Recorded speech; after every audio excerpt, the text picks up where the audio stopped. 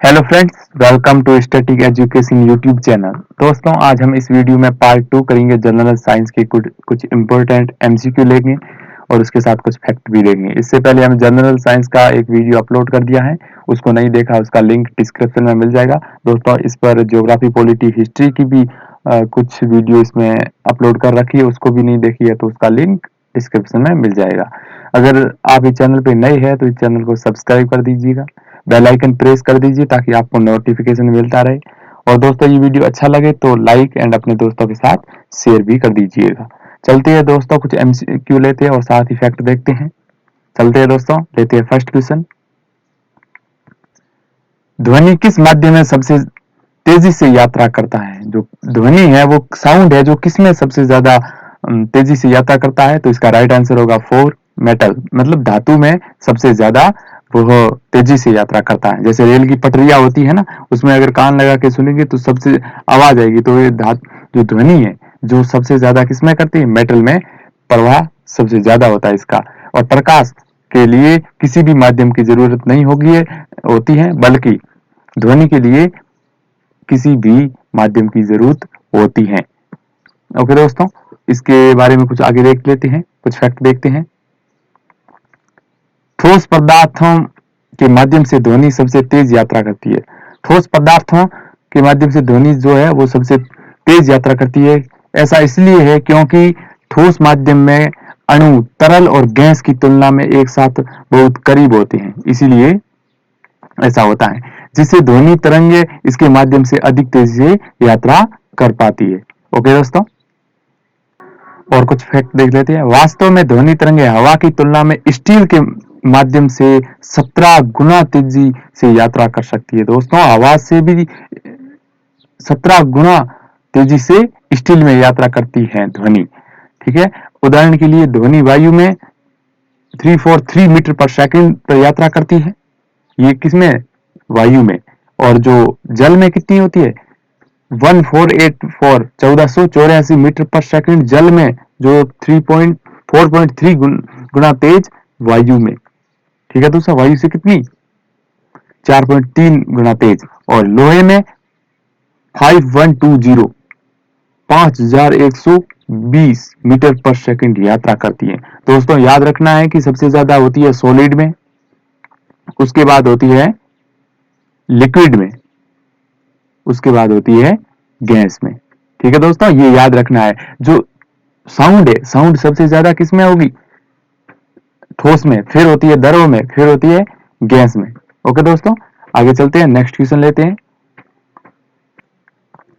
Lens की शक्ति को किसमें मापा जाता है? क्वेश्चन नंबर 2 है दोस्तों, लेंस की शक्ति को किसमें मापा जाता है? तो इसका राइट आंसर होगा फर्स्ट, डायोप्टर। डायोप्टर में लेंस की शक्ति को मापा जाता है दोस्तों। 25 सेंटीमीटर तक हम अच्छे से देख सकते हैं। और जो ल्यूमेन है, ये किसकी ऐसा इकाई है? ये है ज्योति फ्लक्स की, ये भी याद रखना। और जो कैंडेला है, ये किसकी है? ज्योति तीव्रता की। ठीक है दोस्तों, देखते हैं कुछ आगे फैक्ट। लेंस की शक्ति लेंस की क्षमता है, जो उस पर पड़ने वाली प्रकाश की किरणों को परावर्तित करने के लिए है। इसे डायोप्टर में मापा जाता है, किसको? लेंस की क्षमता को। एक डायोप्टर लेंस की शक्ति है जिसकी फोकस लंबाई 1 मीटर है, ये भी याद रखना है। नेक्स्ट क्वेश्चन लेते हैं दोस्तों। टेलीविजन के रिमोट कंट्रोल में किस प्रकार के विद्युत चुंबकीय विकिरण का उपयोग किया जाता है? बहुत अच्छा क्वेश्चन है दोस्तों। तो इसका राइट आंसर होगा इंफ्रारेड अवरक्त। इंफ्रारेड है जो टेलीविजन के रिमोट कंट्रोल के जो विद्युतीय चुंबकीय विकिरण है उसमें उपयोग किया जाता है। और जो यूवी रेड है, रेडिएशन है, इससे क्या होता है? तो त्वचा का कैंसर होता है, इसीलिए जो O3 है ना, ओजोन में, ओजोन इससे बचाती है हमें। जो कहां से निकलती है? जो सूर्य से पराबैंगनी किरणें जो निकलती है, उससे जो O3 है जो हमें बचाती है। ओके दोस्तों, फैक्ट देखते हैं, कुछ आगे चलते हैं। एक टेलीविजन के रिमोट कंट्रोल में इंफ्रारेड का उपयोग किया जाता है। रिमोट कंट्रोल है, उसमें इंफ्रारेड का उपयोग किया जाता है। इसमें दृश्य प्रकाश से अधिक तरंग दे रहे हैं। ओके दोस्तों, जो मानव आंख के लिए अदृश्य है, हम उसे रिमोट से जो भी निकलता है उसे हम आंखों से नहीं देख सकते, लेकिन उष्मा के रूप में हम उसे महसूस कर सकते हैं। ओके दोस्तों, नेक्स्ट क्वेश्चन पे चलते हैं। क्वेश्चन नंबर 4, ट्यूबलाइट में कौन सी गैस भरी जाती है? ट्यूबलाइट है, इसमें कौन सी गैस भरी जाती है? तो इसका राइट आंसर होगा 4, मर्क्यूरिक ऑक्साइड और आर्गन गैस। ओके दोस्तों, इसके बारे में कुछ फैक्ट देख लेते हैं। ट्यूबलाइट के अंदर इस्तेमाल होने वाली सामग्री, ये है ट्यूबलाइट। ट्यूबलाइट में होने वाली जो कौन कौन सी सामग्री है वो हम देख लेते हैं। ट्यूबलाइट के अंदर इस्तेमाल होने वाली सामग्री कौन कौन सी है?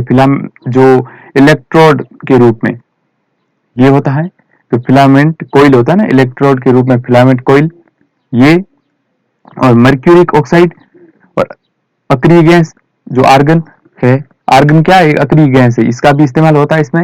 और इलेक्ट्रोड ढाल एक ये भी है, और एंड कैप है, और ग्लास स्टेम है। इन सब का इसमें उपयोग किया जाता है। ओके दोस्तों, अगले क्वेश्चन पे बढ़ते हैं। प्रहार प्रहार एक है। प्रहार क्या है दोस्तों? क्वेश्चन नंबर 5 में दिया गया प्रहार एक है, क्या है? इसका राइट आंसर होगा फर्स्ट, सतह से सतह पर मार करने वाली मिसाइल। दोस्तों मिसाइल दो प्रकार की होती है, एक होती है क्रूज मिसाइल और दूसरी होती है बैलिस्टिक मिसाइल। जो क्रूज मिसाइल होती है वो सतह सीधी चलती है, और जो बैलिस्टिक मिसाइल होती है वो ऐसे परवलयाकार आकृति में चलती है। ओके दोस्तों, इसके बारे में कुछ फैक्ट देख लेते हैं। भारतीय सेना ने ओडिशा के चांदीपुर से सतह पर मार करने वाली कम दूरी की सामरिक बैलिस्टिक मिसाइल का प्रहार एक सफल परीक्षण किया। बैलिस्टिक मिसाइल दोस्तों अभी बताया, क्रूज मिसाइल जो सीधी चलती है, और बैलिस्टिक मिसाइल ऐसे करके ऐसे चलती है। ठीक है दोस्तों, अगले क्वेश्चन पे चलते हैं। क्वेश्चन नंबर 6, हाइड्रोजन बॉम्ब किसके द्वारा विकसित किया गया था? हाइड्रोजन बॉम्ब है जो किसके द्वारा विकसित किया गया था? तो इन चारों में से ऑप्शन राइट कौन सा होगा? 4, एडवर्ड टेलर। एडवर्ड टेलर द्वारा हाइड्रोजन बॉम्ब का आविष्कार किया गया था, इन्होंने ही विकसित किया था। और जो हेनरी क्वेंडी से इसका उनका पूछा जाए तो इन्होंने किया था हाइड्रोजन गैस का। ठीक है दोस्तों, ये याद रखना। और ओटो हॉर्न ने किसका आविष्कार किया था? इन्होंने किसको विकसित किया था? परमाणु बम को विकसित किया था। दोस्तों ये भी याद रखना, जो हाइड्रोजन बम है ये किस थ्योरी पे काम करता है? तो ये नाभिकीय संलयन पर काम करता है, और परमाणु बम का पूछा जाए तो नाभिकीय विखंडन पर कार्य करता है। आगे चलते हैं दोस्तों। एडवर्ड टेलर हाइड्रोजन बम के जनक के रूप में जाने जाते हैं। अगला क्वेश्चन लेते हैं दोस्तों। क्वेश्चन नंबर 7, प्रकाश का रंग किससे संबंधित होता है? प्रकाश का रंग है जो किससे संबंधित होता है? तो इसका राइट आंसर होगा फर्स्ट, तरंग दैर्ध्य। तरंग दैर्ध्य से संबंधित है प्रकाश का रंग। इसके बारे में कुछ फैक्ट देख लेते हैं। दृश्यमान प्रकाश का रंग उसकी तरंग दैर्ध्य पर निर्भर करता है। श्वेत प्रकाश 7 रंगों का मिश्रण होता है। जो प्रकाश है, जो श्वेत प्रकाश, वो 7 रंगों का मिश्रण होता है, तभी वो सफेद रंग बनता है। मूल रूप से प्रकाश एक विद्युत चुंबकीय तरंग है, और दृश्यमान सीमा में रंग तरंग दैर्ध्य और आवृत्ति में अंतर का कारण है, ये भी याद रखना है। लाल सबसे बड़ी दृश्य तरंग है और सबसे कम आवृत्ति है। सबसे ज्यादा दृश्यमान प्रकाश कौन सा है? जो दिखता है वो लाल रंग है। ठीक है दोस्तों, ये याद रखना। इसलिए टावर है, जो भी लाल रेड लाइट है वो लगाई जाती है, क्योंकि वो खतरे का संकेत किसको लगाया जाता है? रेड लाइट, क्योंकि उसकी तरंग दैर्ध्य ज्यादा होती है। ठीक है दोस्तों, और फ्रीक्वेंसी कम होती है। अगला क्वेश्चन लेते हैं दोस्तों। क्वेश्चन नंबर लेते हैं 8, बिजली के एक चमक के बाद ध्वनि को कहा जाता है? जो बिजली की चमक होती है उसके बाद ध्वनि को क्या कहा जाता है? जब बादल होते हैं ना, उसकी चमक होती है, उसके बाद उसको क्या कहा जाता है? पत्थरबाजी, पेंज, गड़गड़ाहट या बादल संघर्ष? तो इसका राइट आंसर होगा थर्ड, गड़गड़ाहट। गड़गड़ाहट ही कहलाती है बिजली की चमक के बाद। इसके बारे में देख लेते हैं दोस्तों। प्रकाश की चमक के बाद ध्वनि गड़गड़ाहट के कारण है। प्रकाश और ध्वनि दोनों ही बादल में एक साथ होते हैं, बट पहले प्रकाश दिखाई देता है, उसके बाद ध्वनि गड़गड़ाहट करती है। तो इसका कारण क्या है? प्रकाश गड़गड़ाहट से पहले देखी जाती है, क्योंकि ध्वनि प्रकाश की तुलना में बहुत तेज यात्रा करता है। जो प्रकाश है जो ध्वनि की तुलना में बहुत तेज यात्रा करता है, इसीलिए ध्वनि से पहले ही हमें प्रकाश दिखाई देता है। लेकिन ध्वनि और प्रकाश बादल में दोनों एक साथ होते हैं, पहले प्रकाश आता है, उसके बाद गड़गड़ाहट सुनाई देती है। अगला क्वेश्चन लेते हैं दोस्तों। ऑप्टिकल फाइबर किसके सिद्धांत पर कार्य करता है? तो दोस्तों इसका राइट आंसर होगा टोटल इंटरनल रिफ्लेक्शन, पूर्ण आंतरिक परावर्तन। दोस्तों जो ऑप्टिकल फाइबर है इसकी खोज किसने की थी? तो इसका आंसर होगा वो नरेंद्र कापानी होगा। ओके दोस्तों, इसके बारे में कुछ देख लेते हैं। जो ऑप्टिकल फाइबर पूर्ण आंतरिक परावर्तन के सिद्धांत पर काम करता है। जब प्रकाश किरणें सघन माध्यम से विरल माध्यम में पृष्ठ पर आपतित हो रही है हो और आपतन कोण क्रांतिक कोण से अधिक हो, तब प्रकाश का अपवर्तन नहीं होता, बल्कि संपूर्ण प्रकाश परावर्तित होकर उसी माध्यम में लौट जाता है। इस घटना को ही हम पूर्ण आंतरिक परावर्तन कहते हैं। दोस्तों ये बहुत इंपॉर्टेंट है परिभाषा के रूप में। प्रकाशीय तंतुओं का कार्य पूर्ण आंतरिक परावर्तन के सिद्धांत पर आधारित है। ओके दोस्तों, अगला क्वेश्चन लेते हैं। भारत की पृथ्वी से पृथ्वी पर मार करने वाली पहली सफलतापूर्वक विकसित देशज, याद रखना दोस्तों, देशज मिसाइल कौन सी है? इनमें से कौन सी है? ये सब देशज मिसाइल है, तो इनमें से पहली कौन सी है? तो इसका राइट आंसर होगा सेकंड, पृथ्वी है जो भारत की पृथ्वी से पृथ्वी पर मार करने वाली पहली विकसित देशज मिसाइल है। ठीक है दोस्तों, अगर मिसाइल याद करनी है देशज मिसाइल है तो उसकी ट्रिक है पटना, PATNA।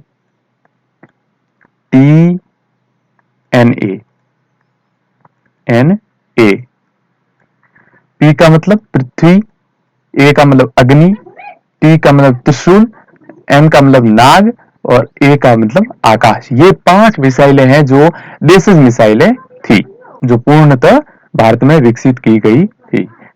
ओके दोस्तों, अगले क्वेश्चन की ओर बढ़ते हैं।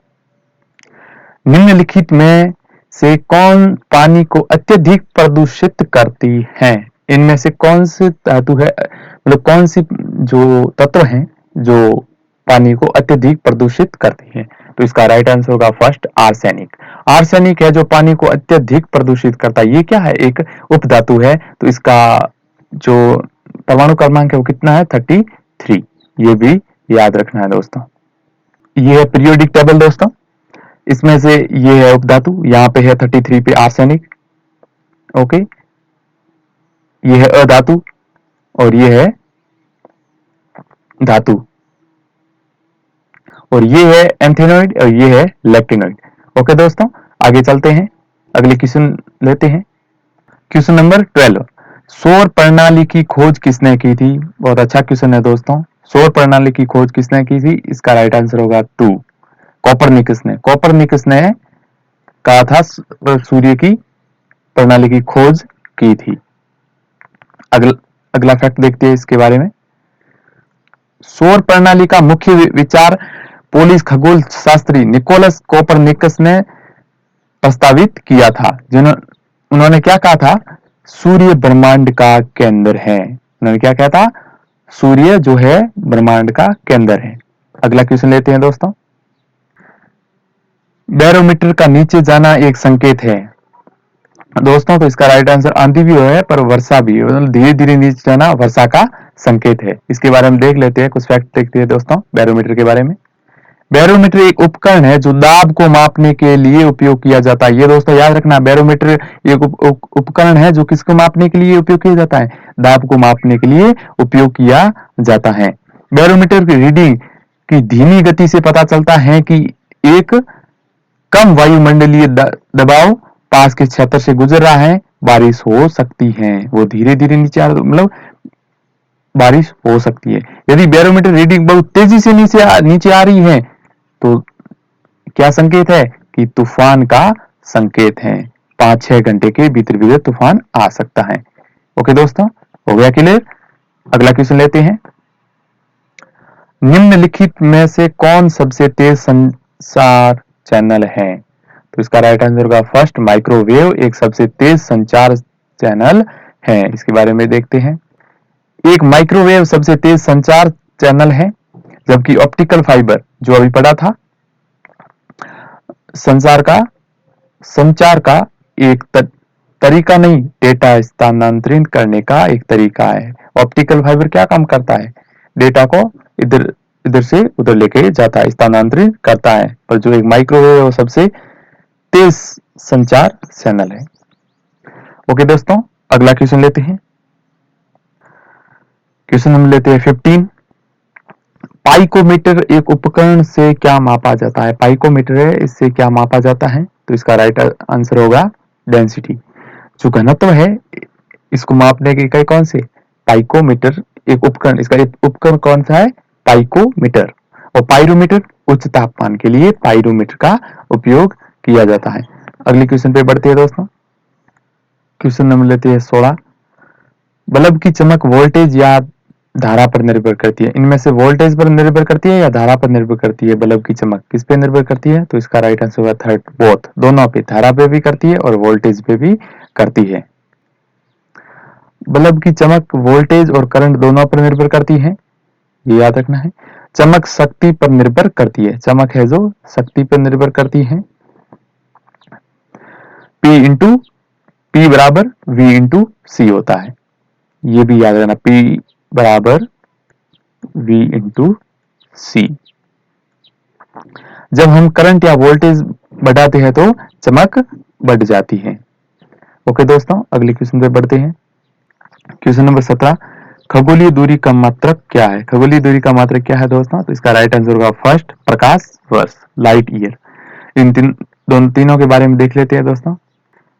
एंगस्ट्रॉम का उपयोग तरंग दैर्घ्य को मापने के लिए किया जाता है। एंगस्ट्रॉम का उपयोग तरंग दैर्घ्य के लिए, वेबर का उपयोग चुंबकीय प्रवाह के लिए, और जो लक्स का उपयोग है जो रोशनी की तीव्रता को मापने के लिए।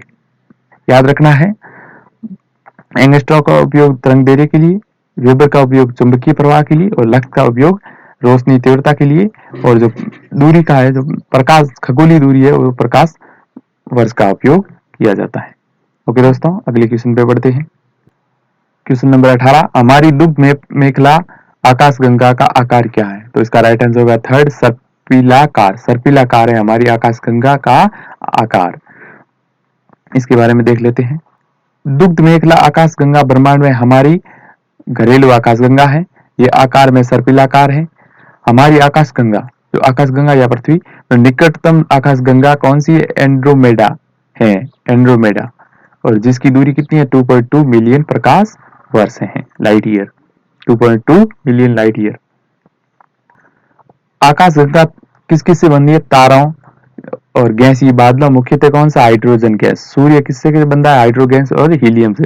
एवं ग्रहों का एक संग्रह है, गुरुत्वाकर्षण द्वारा एक साथ जुड़े हुए हैं। ब्रह्मांड में लगभग 200 अरब आकाशगंगाएं हैं, और प्रत्येक आकाशगंगा में कितने तारे हैं? 200 अरब तारे हैं। ओके दोस्तों, अगले क्वेश्चन पे बढ़ते हैं। Question number 19। गैस का तापमान किसके साथ मापा जाता है? बहुत अच्छा क्वेश्चन दोस्तों, गैस का तापमान किसके साथ मापा जाता है?